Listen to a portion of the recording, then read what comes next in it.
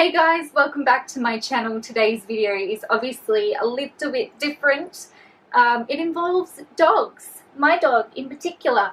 And I know that this is predominantly a makeup channel, beauty channel, but you guys know that I am all about cruelty free. I love animals. I'm a crazy animal lady, not just dogs, any animals. So I wanted to share with you how you can keep your dog healthy. I'm not a vet, but I do have some pretty cool products that we are using with our dog. She's getting fidgety, so I'm going to put her down.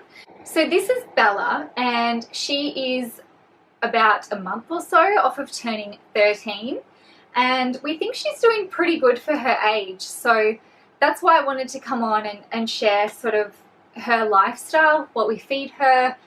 The products that we use on her are all natural.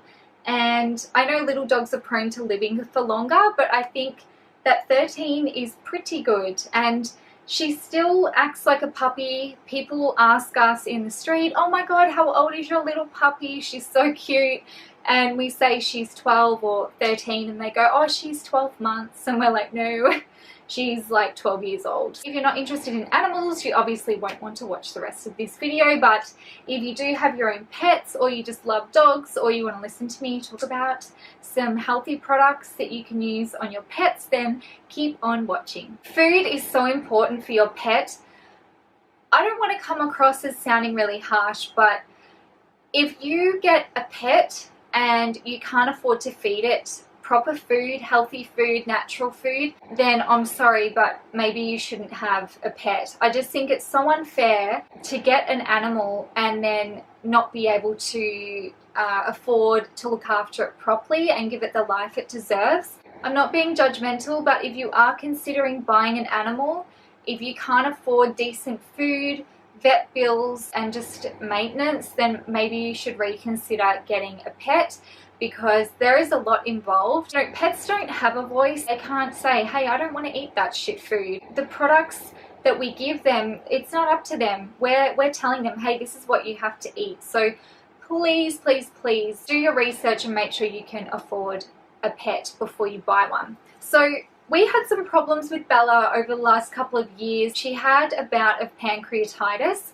and we've always fed her really well. She's always had chicken wings or chicken necks for dinner. We came home one night and she was vomiting, she was bloated, and after she had that bout of pancreatitis, we realized that we couldn't have her on high-fat foods, which is really hard because you can see there's nothing of her. She weighs 5 kilos or less, and so we had to be really careful with what we put her on. We put her on the vet food for a while, which sort of stabilized her, and we gave her the medical treatment that she needed.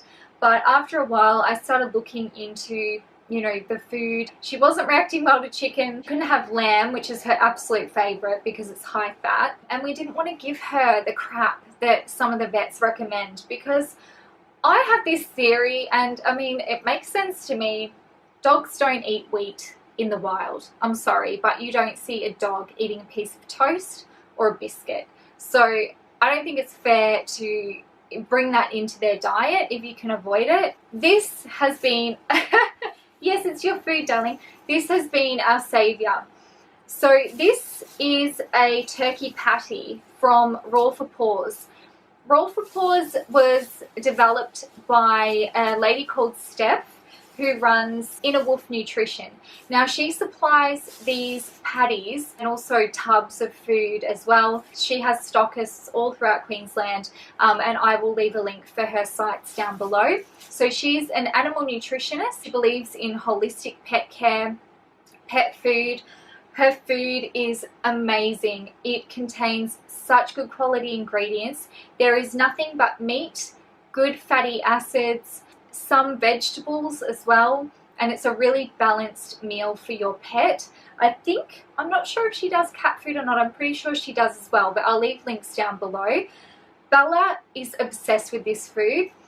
If you find your pet does not work well with raw food is ideal if you can get them to that stage. With Bella's age, her issues with pancreatitis, her digestion, we had her back on raw for a little bit, but we just found that she was struggling to digest the food. So we slightly cook it off, and we find it just takes the edge off and helps her digesting the food. But we will never go off this turkey unless she has a reaction. Turkey is lower in fat than the lamb and the beef. She obviously doesn't react well to the chicken, so turkey is perfect for her.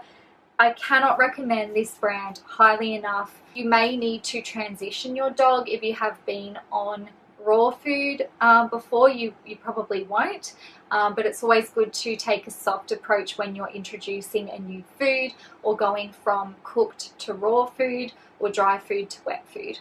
So yes, this has been a savior for us. In terms of snacks, we have never fed Bella from the table. Do you want some of this? We give her all natural snacks. This is dried out beef tendon. We sometimes give her kangaroo as well.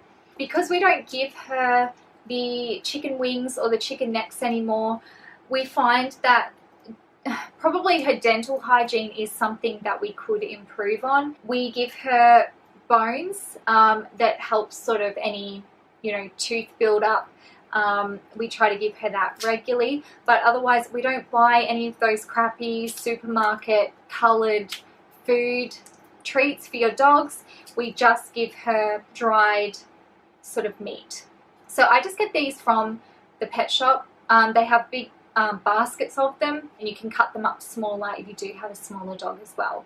Speaking of teeth, as I mentioned, that's something that has been a little bit of a challenge. Bella is not used to having her teeth brushed, which I think you really need to introduce from a young age if you can. Get them used to brushing their teeth, preventing any problems for the future.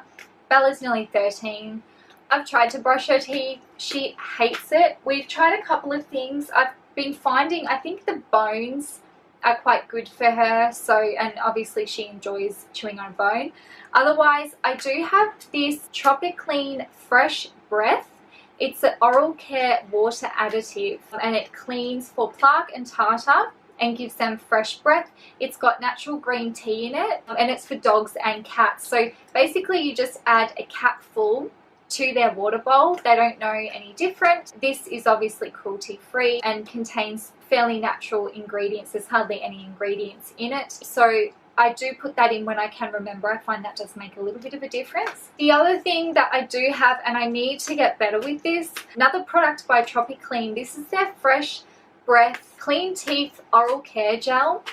So you can squirt this on their teeth and you don't need to brush. So over time it will help dissolve plaque and tartar. And look, this all really depends on how bad your dog's teeth are when you start this. I think it's the same as in humans. Prevention is better than cure when it comes to their teeth. And like I said, Bella's certainly not perfect. That's something that we need to improve on and that I wish we had done a lot earlier. Another thing that we do regularly for Bella is we have her groomed every few months. Obviously, she is a dog that doesn't molt. She's a toy poodle, so we do have to get her clipped. I would still recommend going to a groomer if you can every few months. Our groomer is amazing. She is so caring, but she also does all the things that I just could not do myself. Clipping Bella's nails, cleaning out her ears, making sure everything's clean and tidy. And she's really good at checking over Bella's whole body as well. I know there's been times where she's picked up on little things. Hey, there's a little, skin thing here, just keep an eye on it. So I find that that's really helpful as well in keeping her comfortable and clean and hygienic. In between her getting groomed, we also obviously give her a bath every now and then. When it comes to dog shampoo, at the moment, the one that I have is just one from the supermarket. It's called Divine Pets and it's a tea tree shampoo. Sometimes I find she gets a little bit itchy, particularly when her hair starts growing out again. This has got natural ingredients, tea tree, eucalyptus, rosemary and lavender, so it's soothing, paraben and dye free, cruelty free, natural Australian oils, and very much plant-based. The other thing that we have for Bella in between her grooming, which she absolutely hates, she's staring at it right now if you could see her, is the Bondi Wash Dry Dog Wash. This is like a dry shampoo for dogs. It is just such a fantastic idea when your dogs just need a little pick-me-up. They're a bit stinky but you don't have time to wash them, or if your dog hates being washed, or if you don't want to wash them. This is fantastic. This has a lot of Australian plant-based ingredients. It's non-toxic. This one is paper bark and lemongrass, and it's quite a decent sized package. You don't need much of it. Basically, you just sprinkle it on, and I just kind of leave it for a second, rub it in, and then after a few minutes I'll brush it out just with a little doggy brush, which she absolutely hates. This was really not that expensive either.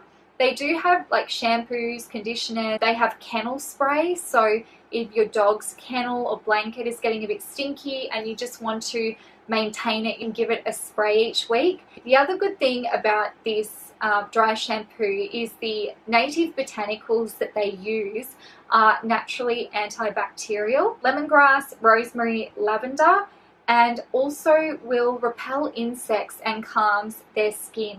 So this is a fantastic product. I would highly recommend it if you hate washing your dog or your dog hates being washed. This is just what I've found has worked best for us, and we do get a lot of compliments as to how energetic and how healthy Bella is for her age, which is why I thought I would do this video. So I hope you enjoyed, and I will see you all in the next video. Thanks so much for watching. Bye bye.